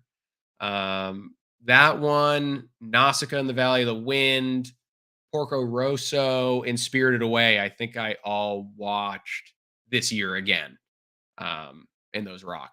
So I'm looking forward to his new film that's actually coming out later this year. I think it's slated for like a couple months from now. It's called like The Boy and the Heron or something. It's supposedly his last movie ever. So we'll see. Chips is in the house. What's going on, man? Just finished exposing my poor sister to the crap storm of Morbius. You're a brave soul. Yeah, it's bad for sure. What I'm kind of mad about with that movie is that Matt Smith is like wasted as a villain. Like, he went all in. They gave him crap to work with, and now of all the comic book movie villains, that's the one he's stuck with. Like he gives a pretty solid performance, granted, for like what he's been given. And it sucks that his semi-memorable villain performance is lost in one of the most forgettable and unwatchable superhero movies of the past decade. Star Wars is slowly dying. Yeah, I don't know if that's a hot take for me. I mean, I grew up as a massive Star Wars fan. Obviously, still love it for the memories it gave me, like growing up and as a kid. Um, I'm actually seeing down below my buddy Jefferson is in this chat, and he's a massive Star Wars truther, maybe the biggest one I know. So I'll try to tread lightly on this topic. But I mean, look, I was obsessed with Star Wars, right? The sequel trilogy completely lost me. I've only seen the second and third of the new trilogy once. I don't really have that much of a motivation to watch those again. Um, but look, from a guy that was obsessed with Star Wars and would have been pumped to see them do like an Obi-Wan show or like an Ahsoka show or I don't even know. I don't think there's any others that I didn't watch, but I didn't even seen those. And I've heard Ahsoka's off to a pretty solid start. If that one kicks ass, I mean, I'll happily watch it. But like, I've just kind of lost some of the motivation to keep up with Star Wars, unfortunately. Um, we'll see kind of what the future brings there. I'm always going to be treading lightly from now on with them, but every once in a while they'll surprise you. I mean, like Andor, I really think you could make the argument that Andor was like one of the best, if not the best, piece of Star Wars content we've gotten since the original trilogy. Like, that's how much I loved Andor. Felt so detached, didn't rely off cameos, no lightsabers to be found. Like, that was just an awesome, like, espionage, gritty thriller set in the world of Star Wars. Um, Also, I think Andy Serkis should get an Emmy for his small character arc role in that. I think it was nasty, but yeah, I think you can make the argument that Star Wars is slowly dying. Did celebrate National Cinema Day. Got to see Gran Turismo and Blue Beetle. I prefer Gran Turismo, but still really enjoyed both movies a lot. Yeah, Gran Turismo slaps. I said earlier, like, I'm a big sucker for racing movies. Like, you look at movies like Rush, Ford versus Ferrari. I absolutely love those films. Um, can't deny that. Like, I don't even know why. It's not like I have a personal connection with the sport, really. Not like a big like NASCAR guy or F1 guy or anything, but for some reason, more than other sports films, those racing movies really do it for me. So I'm glad you enjoyed that one. Still haven't had a chance because I was away the week it came out, and I was busy this weekend, but still haven't had a chance to check out Blue Beetle. I definitely want to. I mean, I'm going to at some point, right? Just because to kind of get on board with whatever the new DCU brings. And if this is really the first building block of that, obviously I have to watch it to kind of get the whole culmination of what James Gunn's cooking here. Um, so I will watch it. Haven't seen it yet. Glad that you went to see a couple today on National Cinema Day, and I'm glad that you seem to dig both of them. My boy Royce is in the chat here. Great guy, big Star Wars fan, for better or for worse. Sorry about my comments earlier. Love the first three Pirates films, and I enjoy On Stranger Tides, even though it's super flawed. But I do agree the Pirates movies slowly get worse as they go on. I will say, which one is it? Hold on. I've got one of the later ones with the soundtrack from Hans Zimmer. I don't even know if he does all of them, but is it On Stranger Tides? I think it is. That let's see. Yes, On Stranger Tides unironically has one of my favorite soundtracks of all time. I think it slaps. Like seriously, like say what you will about that movie, the soundtrack goes hard. Like I'll just like throw that on for whatever reason. And it's like kind of weird. It's not like if anyone ever walks into a room and I'm listening to like a Pirates of the Caribbean soundtrack, it's like, what are you doing? But that Stranger Tides soundtrack slaps. I do owe Black Pearl and Dead Man's Chest a rewatch, though. Love both of those films. They still look incredible today. Awesome characters, tons of action, humor, whatever you name it. It's good stuff.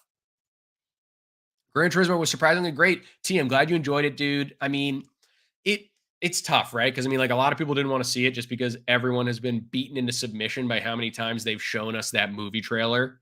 Um, it just like they wouldn't let us escape that trailer, and it showed all like the cringy one-liners and stuff.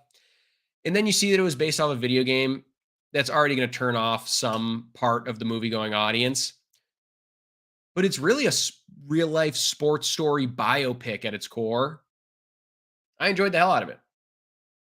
Was it one of the best movies of the year for me? Will it be in my top 10 list? No, I don't think, but highly suggest going and checking it out, especially if you like racing films. It's always a good idea to see those on the big screen, obviously. Um, that's so I mean, like, where else are you gonna experience a racing movie better than that? Thoughts on Yogi Bear 3D, where TJ Miller is the star. Used to love that guy before he went absolutely crazy. Haven't seen it, but I mean, I'd be a fool to sit here on my pedestal and ignore its cultural significance. Okay. That's all I'll say about that.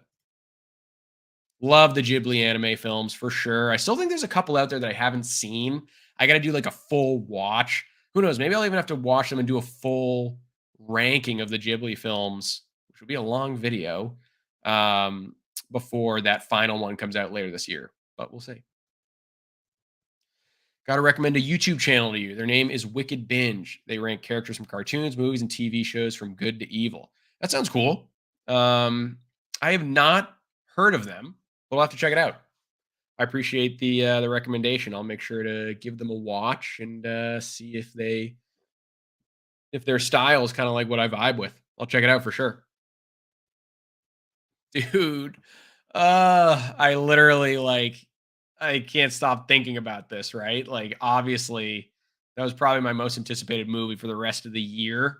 Now it's probably going to be like Killers of the Flower Moon or Napoleon or The Killer or something like that, but yeah, man, that one hurts. Obviously no one's fault but the studios, not wanting to pay people, but it will be nice. The silver lining at least will be nice that we'll get a press tour for it, right? Because I mean, this is the type of film that I want to see all the actors and Denis out there discussing the hell out of it, behind the scenes content, up on the talk shows, whatever. So like I'm telling myself that that is the silver lining here. While I, I've managed to stop myself from crying for the last 90 minutes on stream, but you're right. Drowning in my own tears. That's a great way of putting it. Obviously not actually, but it is a sad day for Arrakis. I'll tell you that. Haven't watched Andor and I loved Rogue One. That's my favorite Star Wars movie. Honestly, take the time. I think it's only like 6 episodes, 8 episodes.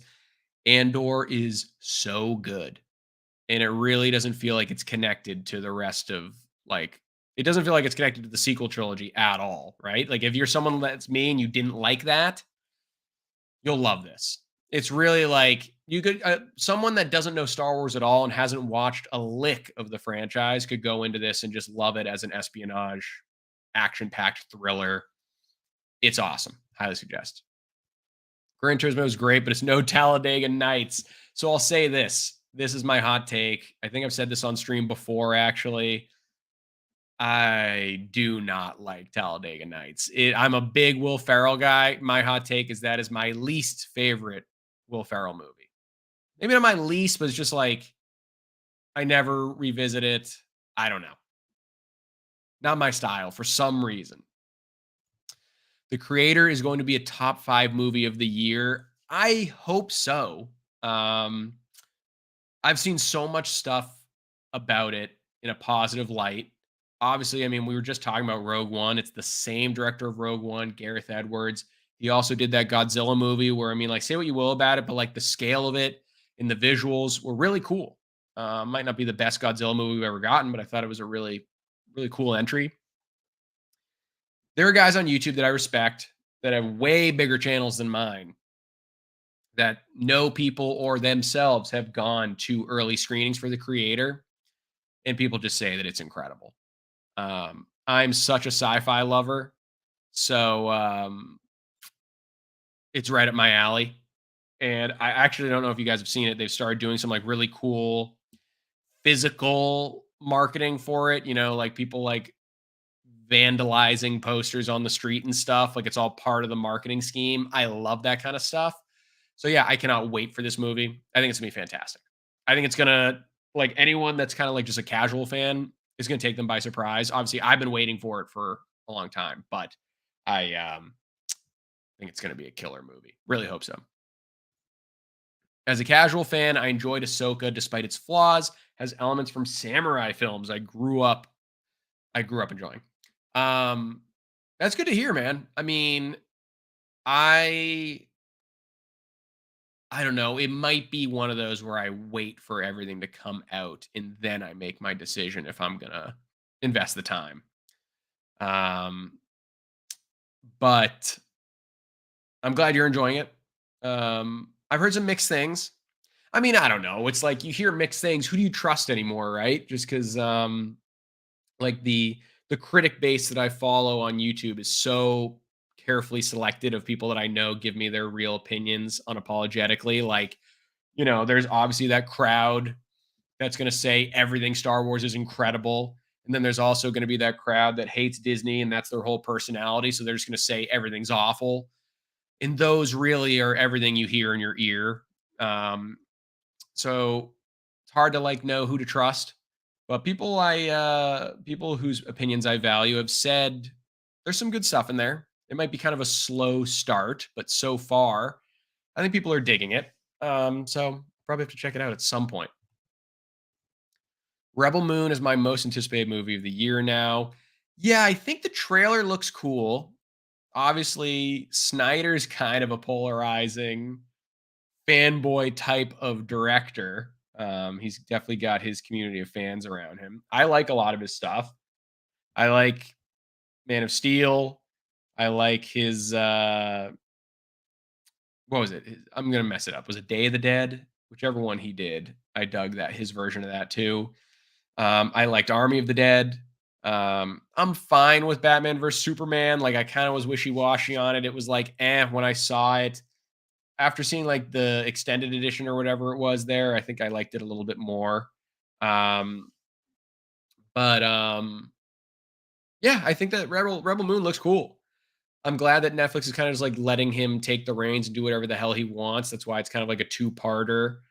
And I dug his reasoning for making it a two-parter. He did like an interview earlier this week, said that like, yeah, he could do it in one film and condense it down to a normal length, but like if he did that, you'd lose a ton of the world building and the character development and like the conflict and the interactions. It would just be like fighting and space stuff. So like that's the right answer. That's what I want to hear. Like the same reason that like Denis Villeneuve expanded the first Dune book into two movies. Like sometimes you just need that for a big sci-fi epic.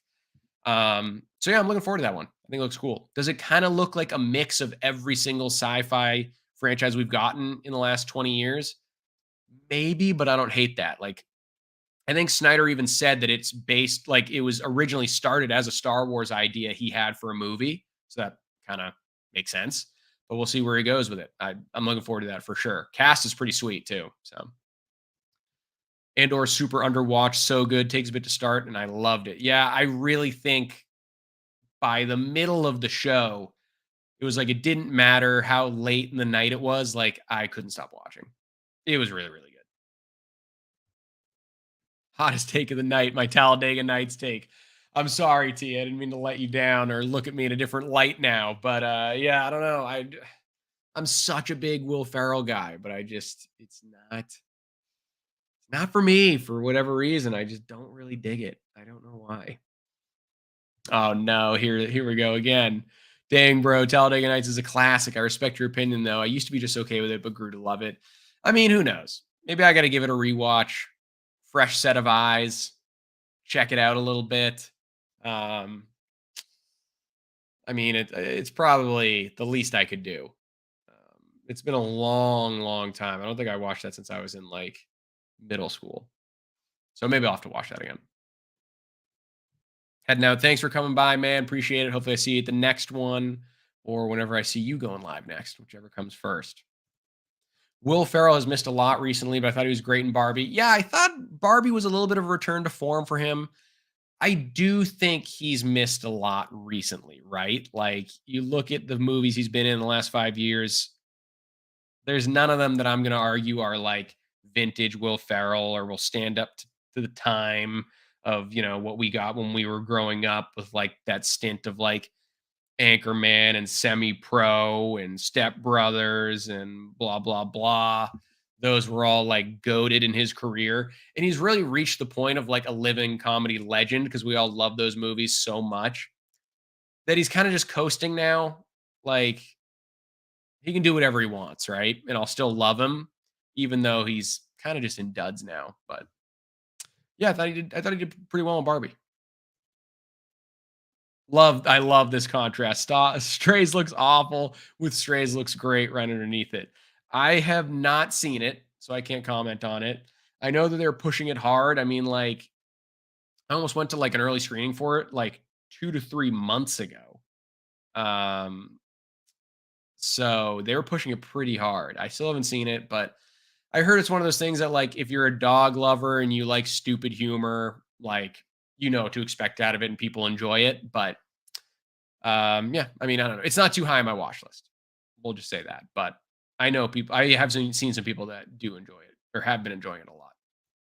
Way better than you thought it would be. Yeah, and that's what I've heard from some people for sure. Do you know if Barbie surpassed Mario's box office? So let me check. I don't think it had yet. Um, let's see if I can look here. Box office. Let's check the annual chart here. So domestically, pretty sure it did by like $20 million, I'm seeing.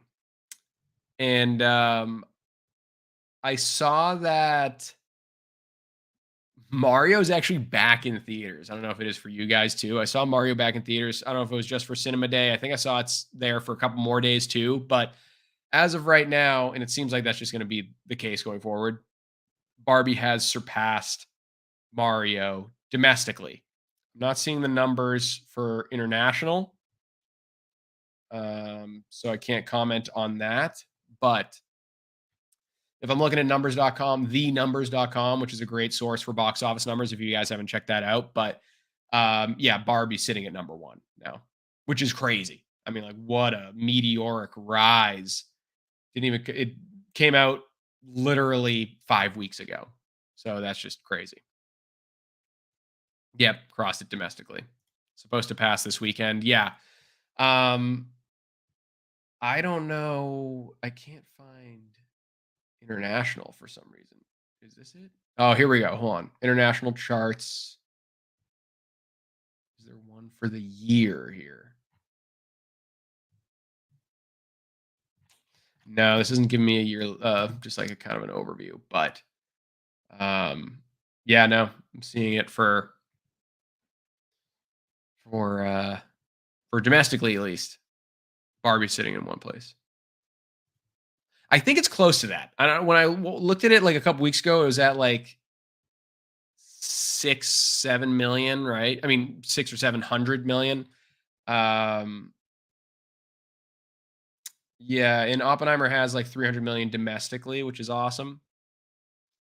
But it's insane that for a 3 hour biopic, that's mostly just talking, that made that much money. Really impressive. Really a testament to Nolan's abilities. Mario could never surpass Morbius in re-release box office numbers. Yeah, because if you remember, and I'm looking, this is confirmed on this numbers site that I'm looking at right now. On re-release, Morbius made a more $1 billion. So I don't even know if there's a number higher than that. Do you think any other movie will pass 1 billion this year? I do not.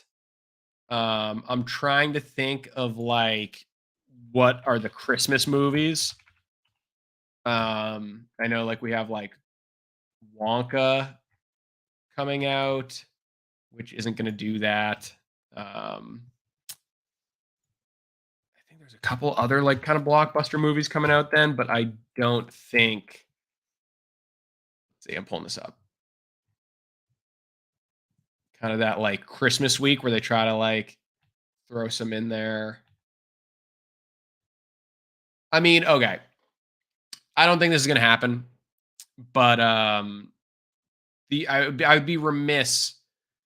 It's not going to happen this time, but I'd be remiss not to mention Aquaman, the sequel, just because people forget the first Aquaman movie did make $1 billion, which is crazy to me.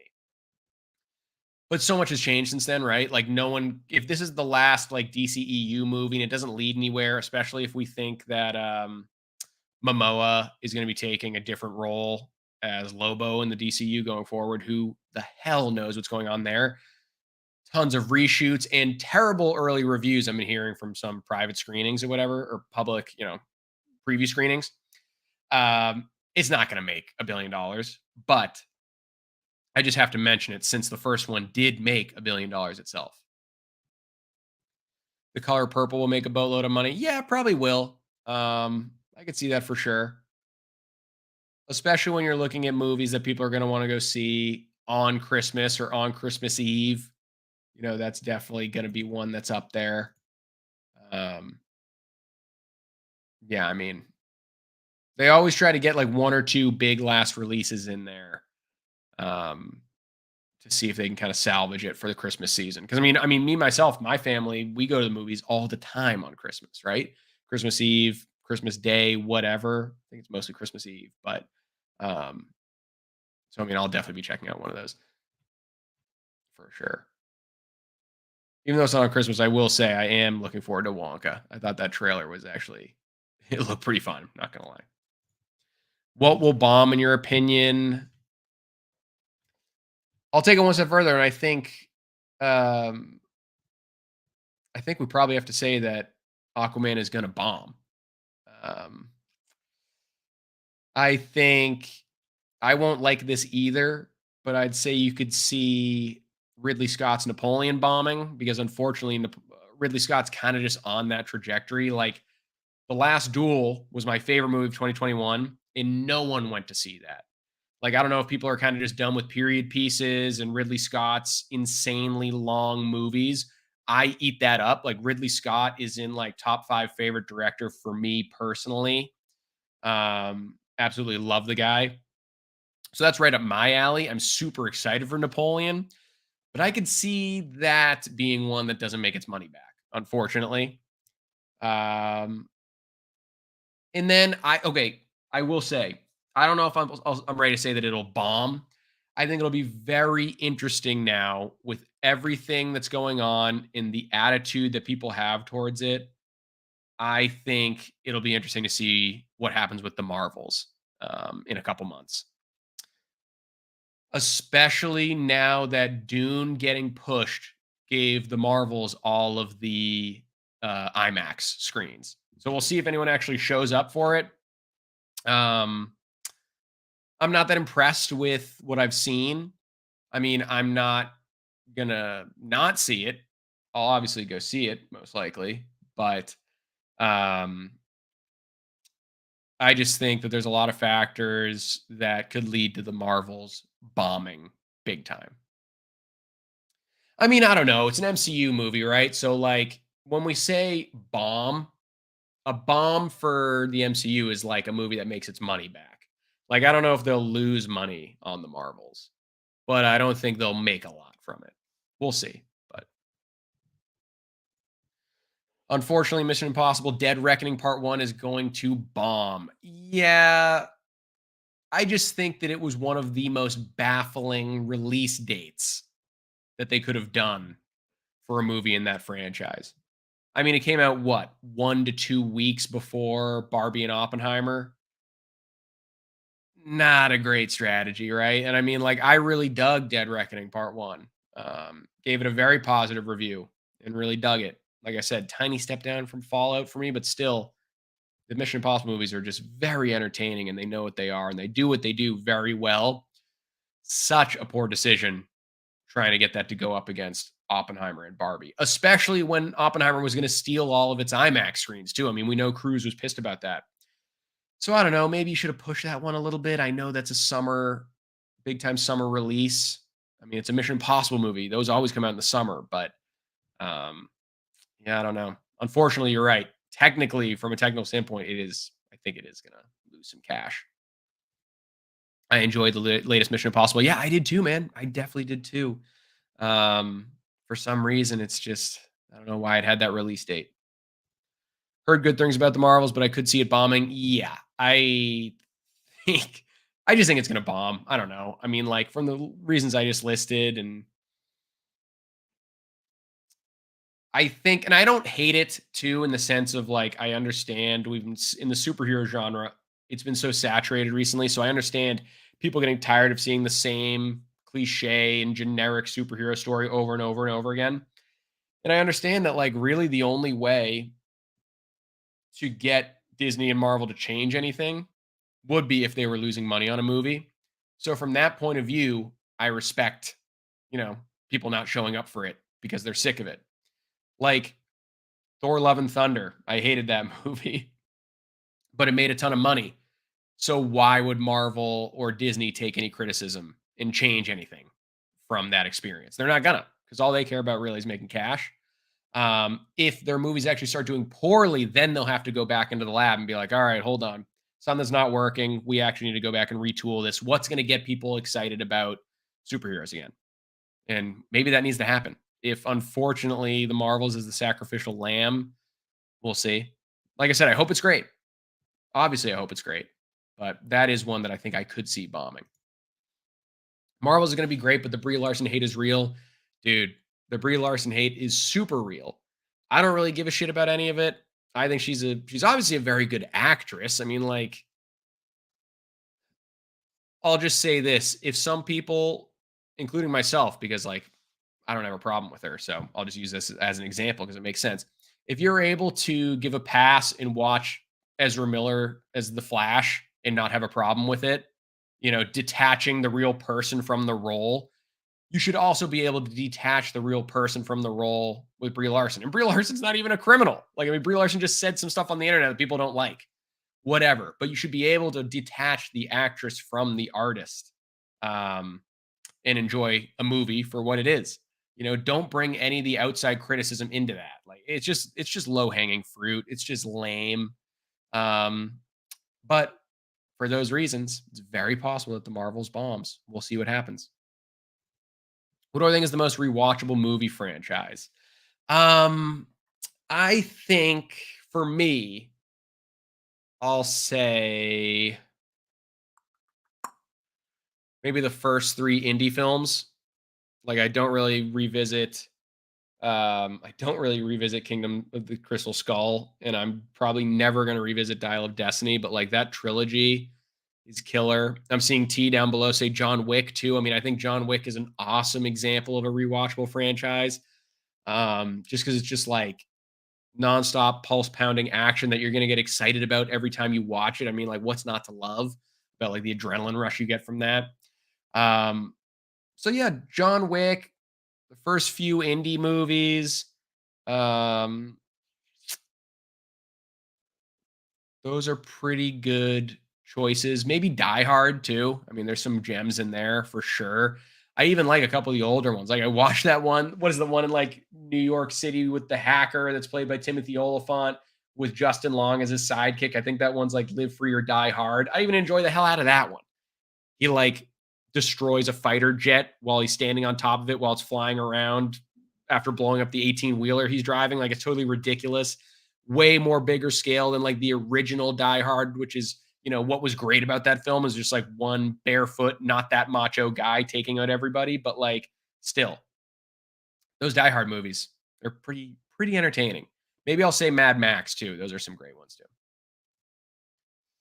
Been great. Looking forward to your future content. Good night, Peter. Thanks for stopping by. Really appreciate you adding some content into the conversation. Really appreciate that, man.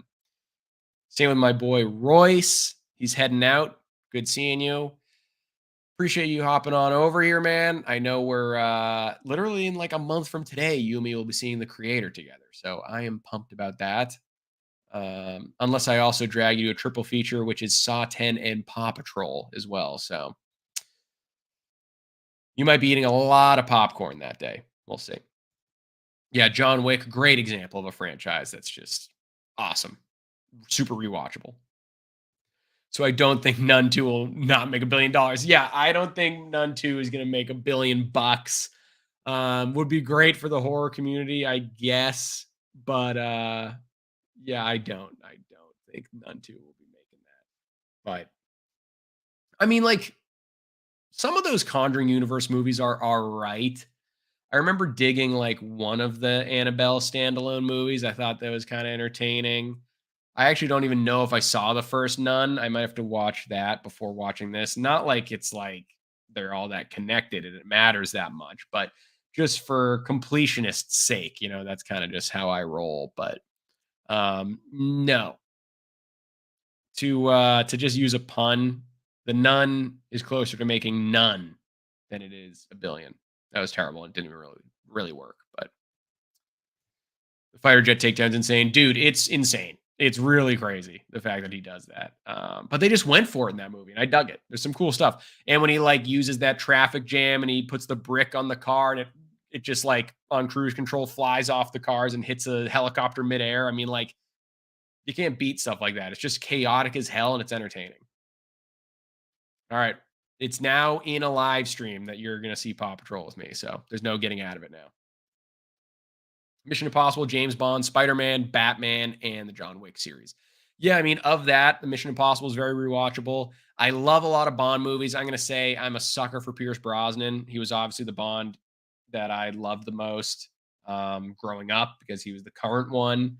I think GoldenEye is one of the most important Bond films ever made just because it was coming at a time after like Roger Moore and stuff where everything was kind of like hokey and corny and cheesy and at a time where the box office was kind of failing. They weren't really interested in James Bond movies anymore.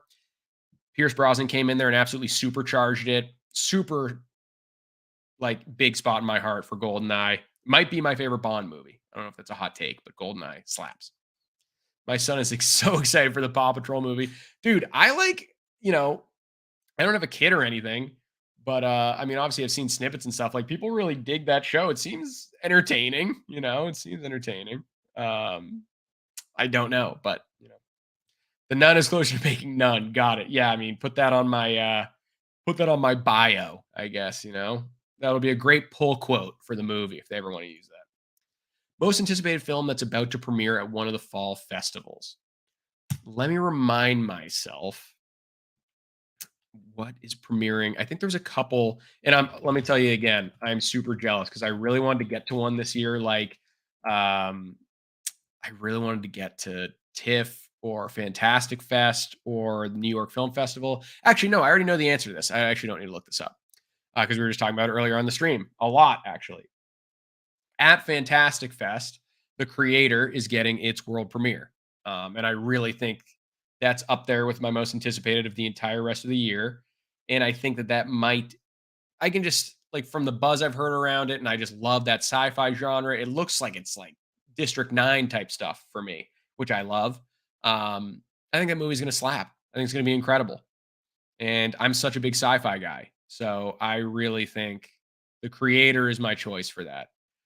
Um, I don't know. I'd have to check if The Killer from David Fincher is premiering at any of those. If it is, that's right up there too, just because I love Fincher and I love Fassbender and I love Hitman storylines. So if that's premiering anywhere, I'd put that up there too. But if not, I at the very least know the creators premiering at Fantastic Fest. And also, that just seems like a blast of a festival. That's one I really want to get to. Hopefully next year. Like I said, I've like 3 or 4 weddings in September. So, and all these festivals are taking place in September. So I can't see any. I can't go to any of them. But I'm hoping next year. And I've never really been to the one. Like I'm a Boston guy, so I've been to like the Boston Film Festival, but that's like obviously very small potatoes compared to you know some of these other ones. But hope at some point I do get to check out next year. I will be at Fantastic Fest next year. I'll just speak it into existence. No, I mean, look, I totally get what you're saying, T, for sure. Um, I just like any Fincher movie, I'm gonna take notice of immediately. I think he's such a prolific director. Speaking of John Woo, I was singing the praises of Face Off the other day. My dad had never seen it somehow. The man that raised me on action movies had never seen Face Off.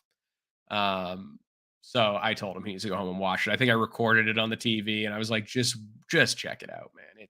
It's crazy. It's not supposed to be believable. It's just an off the wall bonkers action movie. I mean, Cage, Travolta, John Woo, what more could you ask for? I'll tell you this though, another John Woo movie that I've never seen that I've been dying to watch. I keep being about to watch it, but then I don't just because I'm like too tired or something. And it's another Travolta, and I love Christian Slater, is Broken Arrow. Haven't seen that. Um, really want to. It's been on my list for a while. I don't know why I haven't, but that seems right up my alley. My kind of vintage '90s action. If I don't see doves flying in Fincher's movie, I will walk out. Dude, the doves are so good. Like I was saying, I was watching Face Off the other day, and like that church that church shootout with Travolta walking in, like speaking in Latin, singing a hymn with his 2 guns and doves flying in slow motion is like peak cheese, and I love every second of it. All right, it's somehow hit 11 o'clock my time, so I am going to sign off. Appreciate everyone for being here. I'm doing a good job keeping my monthly live stream going. I'm trying to do it once a month. I started like 2 or 3 months ago, so definitely want to keep that up.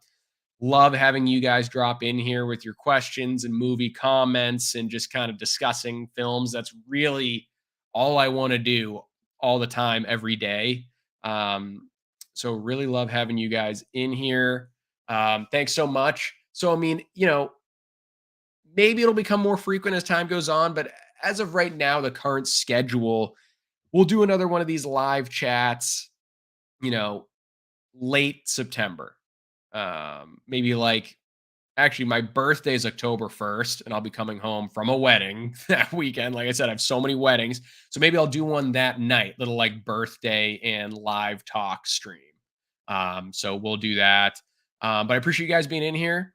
Thanks so much for stopping by, you guys. Really appreciate it. Love talking movies with you guys. Hope to see you at the next one. Have a great night. And it's still barely National Cinema Day. So make sure you get out and watch something. I know I'm about to watch something. I don't know what yet. Gonna check the watch list on Letterbox, but if you follow me on there, you'll see what I watch.